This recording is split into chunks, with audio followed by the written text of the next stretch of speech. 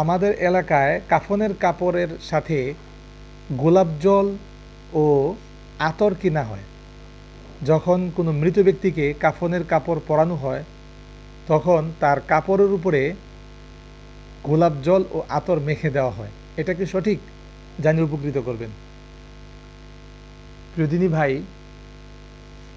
গোলাপ জল ও আতর মৃত ব্যক্তির দাড়ি, চুল মুবারকে এগুলোতে মেখে দেওয়া চাই এবং তার সেজদার যে 7টা অঙ্গ রয়েছে, কপাল, নাক, এক অঙ্গ, উভয় হাতের তালু এবং উভয় হাঁটু এবং উভয় পায়ের 10 আঙ্গুল, এগুলো হচ্ছে 7টা অঙ্গ। এই 7টা অঙ্গর মাঝে সুগন্ধি মেখে দেওয়া চাই।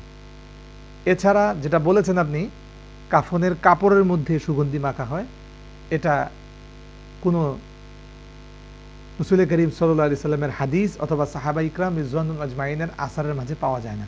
অতএব এটা প্রত্যেকেরই পরিত্যাগ করা চাই। কেউ যদি সওয়াবের নিয়তে করে তাহলে এটা বেদাত হবে। এটা জরুরি ভিত্তিতে পরিত্যাগ করা চাই। দলিল হিসাবে দেখতে পারেন কিতাবুল আসল, খণ্ড নম্বর 1, পৃষ্ঠা নম্বর 348, শরহ মুখতাসার তহাবি, খণ্ড নম্বর 2, পৃষ্ঠা নম্বর 191, বাদায়ুস সানায়, খণ্ড নম্বর 2, পৃষ্ঠা নম্বর 40। ধন্যবাদ।